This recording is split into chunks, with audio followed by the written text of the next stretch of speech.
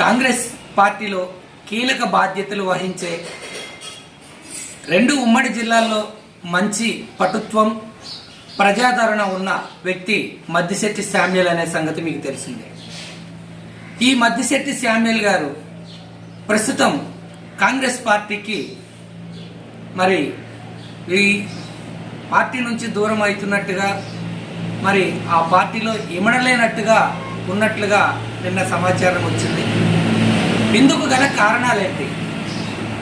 ప్రతి ఒక్కళ్ళు కాంగ్రెస్ పార్టీని స్వీకరించేటోళ్ళు ఇప్పుడు ఆ పార్టీకి ఎందుకు దూరం అవుతున్నారు? ఇందులో ముఖ్యంగా ఈ మద్దిశెట్టి శామ్యూల్ గారు ఎందుకు దూరం అయ్యారో వారి మాటల్లోనే విందాం. సార్ నమస్కారం. నమస్తే అండి. సార్ నిన్న ఒక స్టేట్మెంట్ వచ్చింది, ప్రస్తుతం మద్దిశెట్టి గారు కాంగ్రెస్ పార్టీకి మరి దూరంగా ఉంటున్నారు, దీంట్లో ఎందుకు ఉంటున్నారు ఏంటి అనేది కూడా పూర్తి వివరాలు తెలియాల్సింది. కాబట్టి ఆ స్టేట్మెంట్కి సంబంధించి మీరు ఇచ్చిన ప్రకటనకు సంబంధించి తెలుసుకొని రావడం జరిగింది. మీరు ఎందుకు దూరం అవుతున్నారు, అందుకు గల కారణాలు ఏంటి, మీ అభిప్రాయం ఏంటి, మీ ఉద్దేశం ఏంటి? ముందుగా ఉమ్మడి రాష్ట్రాల ప్రజలకి దసరా బతుకమ్మ శుభాకాంక్షలు. ఎస్ఎస్ ఛానల్ వారికి కూడా ప్రత్యేకంగా శుభాకాంక్షలు. కాంగ్రెస్ పార్టీకి నేను రాజీనామా చేయడానికి గల కారణాలు ప్రజలందరికీ తెలిసినటువంటి విషయం. 31వ తారీఖు 3వ నెల 2024 నాడు ఖమ్మం జిల్లాలోని సత్తుపల్లి మండలం బొగ్గపాడు గ్రామానికి సంబంధించి ఇళ్ల స్థలాల విషయంలో అరెస్టులు జరిగినాయి. పోలీస్ అధికారులకు సంబంధించి కానీ, ఫారెస్ట్ అధికారులకు సంబంధించి కానీ, అక్కడ ఉన్నటువంటి రెండు వర్గాల మధ్యన గొడవలు జరిగినాయి, అరెస్టులు జరిగినాయి. అందులో నా ప్రమేయం లేకపోయినా నాతో పాటు ఇంకొక 15 నుంచి 20 మందిని అరెస్ట్ చేయడం జరిగింది. అరెస్ట్ చేసిన తర్వాత నేను ప్రజెంట్ కాంగ్రెస్ పార్టీ భద్రాద్రి కొత్తగూడెం జిల్లా జనరల్ సెక్రటరీ పదవిలో ఉన్నా. అరెస్ట్ అయిన వాళ్ళు మొత్తం కూడా 96 మంది ఆదివాసీ మహిళలు ఉన్నారు, బీసీ సోదరులు ఉన్నారు, ఎస్సీ సోదరులు ఉన్నారు. మొత్తం కూడా 96 మంది మేము అరెస్ట్ అయినాం. అరెస్ట్ అయిన తర్వాత సత్తుపల్లి సబ్ జైల్లో మమ్మల్ని రిమాండ్ చేశారు. మేము 56 రోజులు, సుమారు ఒక 54 రోజులు మేము సత్తుపల్లి సబ్ జైల్లో ఉండటం జరిగింది. ఈ సత్తుపల్లి సబ్ జైల్లో ఉన్నప్పుడు కనీసం ఎవ్వరు కూడా కాంగ్రెస్ పార్టీకి సంబంధించినటువంటి ఒక వార్డు మెంబర్తో సహా సర్పంచ్ కానీ, వార్డు మెంబర్ కానీ, స్థానిక ఎమ్మెల్యే గారు కానీ ఎవ్వరు కూడా వచ్చి మమ్మల్ని పరామర్శించినటువంటి దాఖలాలు లేవు. మరి పార్టీలోనే మేము ఉన్నప్పుడు పార్టీ పరంగా మేము వెళ్ళింది మంచి పని, వాళ్ళు వెళ్ళింది మంచి పని, ఇళ్ల స్థలాల కోసమని పోయినారు. అక్కడ ఏం జరిగింది అనేది నాకు తెలియదు, ఎందుకు గొడవ అయింది అనేది నాకు తెలియదు. సరే అరెస్ట్ చేశారు. అరెస్ట్ అయిన తర్వాత నా ప్రమేయం కూడా ఉందని అనుమానంతో నన్ను కూడా అరెస్ట్ చేశారు. మేము 54 రోజులు జైల్లో ఉన్నాం. కనీసం పార్లమెంట్ ఎలక్షన్లో కూడా మమ్మల్ని ఓటేయడానికి కూడా మమ్మల్ని రానిలా. ఇదొకటి. పార్టీలోకి ఎవరైనా ఎందుకు వస్తారంటే పార్టీ కాపాడుకుంటుందనే ధైర్యంతోనే వస్తారు. 2 లక్షల మంది కార్యకర్తలు ఉన్నటువంటి నేను స్థానిక అసెంబ్లీ ఎలక్షన్లో మొన్న జరిగినటువంటి అసెంబ్లీ ఎలక్షన్లో రిపబ్లికన్ పార్టీ ఆఫ్ ఇండియాలో చేరికల కమిటీ చైర్మన్గా కేంద్ర న్యాయశాఖ మంత్రి రామదాస్ అథవాలే గారు నాకు బాధ్యతలు ఇచ్చి ఫస్ట్ ఎమ్మెల్యే క్యాండిడేట్గా 8 మందికి బీఫాములు నేను తీసుకొచ్చా ఢిల్లీ నుంచి. కేంద్ర మంత్రి రామదాస్ అథవాలే గారి చేతుల మీదుగా ఎమ్మెల్యేగా కొత్తగూడెం నుంచి పోటీ చేయాలని చెప్పి నాకు బీఫామ్ ఇవ్వడం జరిగింది. నేనేం ఆలోచించానంటే మా ఫ్యామిలీ మొత్తం 30-40 సంవత్సరాల నుంచి కాంగ్రెస్లోనే ఉన్నారు, మళ్ళీ నాకు వేరే పార్టీ ఎందుకులే, కాంగ్రెస్లోనే ఉంటే అందరం ఒక ఫ్యామిలీకి ఉండొచ్చు అనే ఉద్దేశంతో నేను ఆ పార్టీకి రాజీనామా చేసి కాంగ్రెస్ పార్టీలో జాయిన్ అవ్వడం జరిగింది. ఎందుకు జాయిన్ అయ్యా? నేను వీళ్ళ మీద నమ్మకంతోనే జాయిన్ అయ్యా. కానీ వీళ్ళు నాకేం చేశారు? కాంగ్రెస్ పార్టీ పరంగా 100 మంది కార్యకర్తలు అరెస్ట్ అయితే, ఇప్పుడు నేనంటే పడదండి అనుకుందాం, నేనంటే మీకు పడదు. 100 మంది కార్యకర్తలు మిమ్మల్ని గెలిపించారు కదా ఓట్లేసి, మరి వాళ్ళ కోసమన్నా రావాలిగా మీరు. 96 మంది జైల్లో ఉంటే ఒక్కళ్ళు రాలేదు.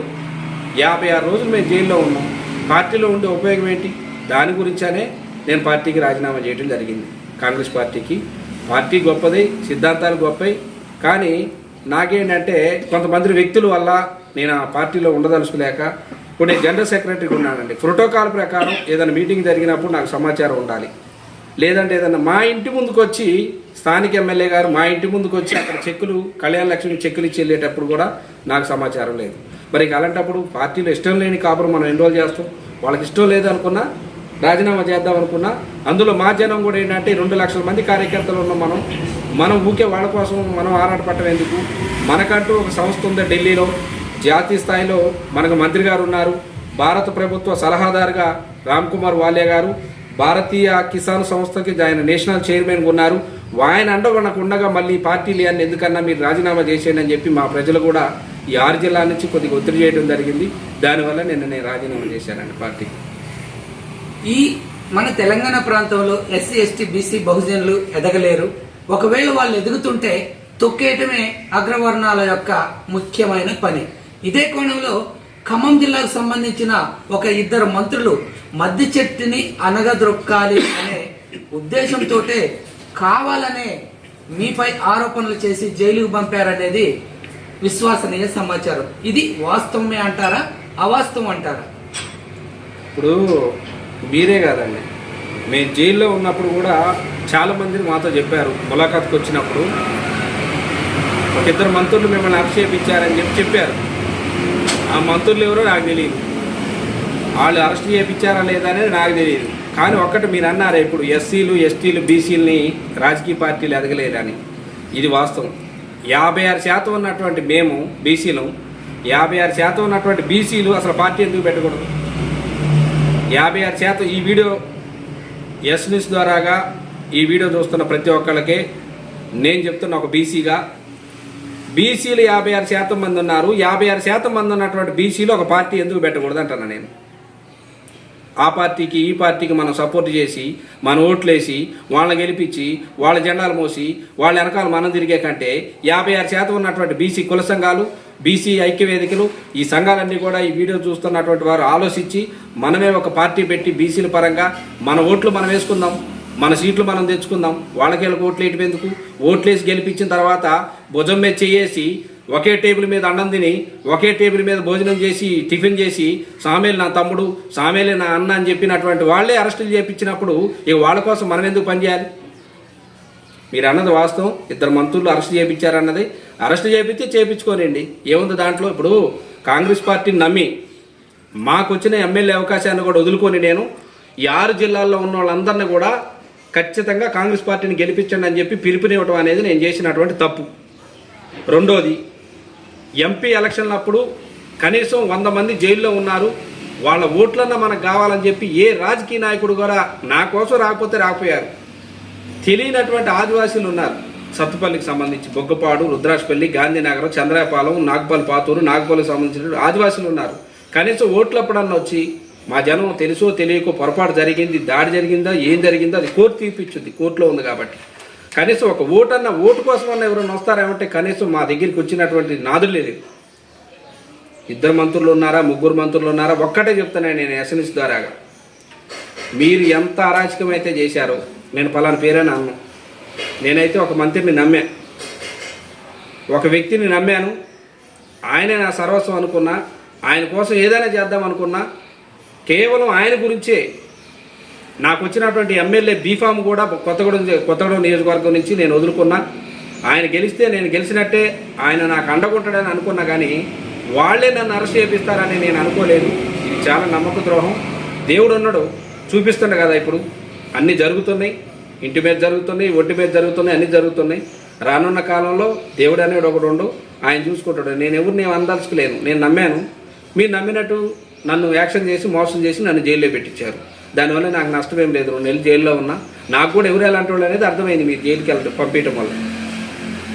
మనం ఎదుటి వ్యక్తిని ఏ విధంగా టార్గెట్ చేస్తామో మనకి ఒక రోజు వస్తుంది. మనం ఏ విత్తనం అయితే నాటుతామో అదే పంట కోస్తాం. ఇదే కోణంలో నీకు అన్యాయం చేసిన వారు ఎవరైనా సరే కాలం తీర్పిచ్చిద్ది అనేది జగమెరిగిన సత్యం అని మీరు ఇప్పుడు తెలియజేశారు. ఏ గూటి పక్షి ఆ గూటికే వెళ్ళిద్ది అనుకోవచ్చా? ప్రస్తుతం మీ దారేడు. ఎస్ఎన్ఎస్ ద్వారాగా ఒకటే విషయం అండి, నేను గతి లేకో నాకు సపోర్ట్ లేకో నేను కాంగ్రెస్ పార్టీలో పోలా. నాకు ఢిల్లీలో నాకుండే పవర్ నాకుంది, నాకుండే మంత్రులు నాకున్నారు. నేను గతంలో చాలాసార్లు చెప్పాను, నేను భారతీయ జనతా పార్టీలో 2013 నుంచి 2020 వరకు పనిచేశాను. అప్పుడు నాకున్న సంబంధాలు నాకున్నాయి ఢిల్లీలో. ఇప్పుడు కూడా నేను ఎస్ఎన్ఎస్ ఛానల్ ముందు డైరెక్ట్గా ఓపెన్గా చెప్తున్నా, ఇప్పుడు మళ్ళీ భారత ప్రభుత్వ ఎక్స్ అడ్వైజరు మంత్రి ఫెర్టిలైజర్ కెమికల్ మంత్రివర్యులు గౌరవనీయులు రామ్ కుమార్ వాలే గారి ఆధ్వర్యంలోనే మళ్ళీ నేను బాధ్యతలు స్వీకరించాను. భారతీయ కిసాన్ యూనియన్ సంస్థ దానికి నేషనల్ సెక్రటరీగా ఆంధ్రప్రదేశ్, తెలంగాణ, ఒరిస్సా రాష్ట్రాల ఇన్ఛార్జిగా నేను 2వ తారీఖు ఛార్జీ తీసుకుంటున్నా ఢిల్లీలో. 2వ తారీఖు మా మంత్రి గారు పుట్టినరోజు ఉంది. నన్ను నమ్ముకొని 2 లక్షల మంది కార్యకర్తలు ఉన్నారు. ఆ 2 లక్షల మందికి కూడా నేను న్యాయం చేయాలంటే నాకంటూ ఒక పార్టీ ఖచ్చితంగా ఉండాలి. నన్ను ఒక పెద్ద కొడుకులా చూసుకునే మా మంత్రి గారితో పాటు ఉత్తరాఖండ్ కానీ, జార్ఖండ్ కానీ, ముంబై కానీ, మధ్యప్రదేశ్ కానీ కొంతమంది ఎంపీలతోని నాకు పరిచయాలు ఉన్నాయి. ఢిల్లీ పరంగా నాకుండే సంబంధాలు నాకున్నాయి. నేను ఖచ్చితంగా ఈ క్షణం నుంచి భారతీయ కిసాన్ యూనియన్ సంస్థ దానికి జాతీయ అధ్యక్షులుగా భారత ప్రభుత్వ మాజీ అడ్వైజరు సలహాదారైనటువంటి మంత్రి గౌరవనీయులు రామ్ కుమార్ వాలే గారు ఉన్నారు. వారి ఆధ్వర్యంలోనే మా 2 లక్షల మంది ఈ క్షణం నుంచి ముందుకెళ్తామని తెలియజేస్తూ, ఏ రాజకీయ పార్టీ అయినా సరే ఒకటే గుర్తుపెట్టుకోండి, కష్టపడి ఎవరైతే పార్టీ కోసం పనిచేస్తారో వాళ్ళని గుర్తించండి. డబ్బులు ఉన్నాయనో, ఒక్కొక్క కారు 3 కోట్ల రూపాయలు చేసిద్దానో, లేకపోతే ఒక్కొక్క వాచి 200 కోట్లు 300 కోట్లు చేసిద్దానో, బిల్డింగ్లు ఉన్నాయనో, ఈయన 1000 కోట్ల అధిపతి అనో చూడొద్దండి. ఇప్పటి వరకు పార్టీని నమ్ముకొని ఎన్నో ఇబ్బందులు, ఎన్నో కష్టాలు, అక్రమ కేసులు అనుభవించి జైలు పాలయ్యి ఉన్నోళ్ళు ఉన్నారు. నేనని చెప్పట్లేదు, చెప్తున్న మిగతా వాళ్ళ గురించి. ఎవరైతే పార్టీ కోసం ఫస్ట్ కష్టపడి పనిచేస్తారో వాళ్ళకి ప్రాధాన్యత ఇవ్వండి, వాళ్ళకి గుర్తింపు ఇవ్వండి. మధ్యలో ఎవరైతే వస్తారో వాళ్ళకి మీరు పదవులు ఇస్తే ఏ పార్టీ అయినా ఒకటే. ఇప్పుడు ప్రజలందరూ కూడా, నేను ఎస్వి ఛానల్ ముందు చెప్తున్నా, నేను వాస్తవంగా రేవంత్ రెడ్డి గారిని చూసి, రేవంత్ రెడ్డి గారి పట్టుదల చూసి, ఆయన ఎన్నో బాధలు అనుభవించాడు, ఎన్నో ఇబ్బందులు పడ్డాడు.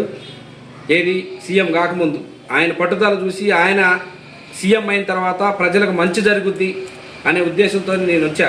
కానీ ఇక్కడ ఏమైందంటే, నేను ఒక బీసీ అవ్వటం వల్ల బీసీలకి ఎంతవరకు స్థానం ఉందనేది నాకు అర్థమైంది. నేననే కాదు, చాలామంది మనసులో ఇదే ఉంది.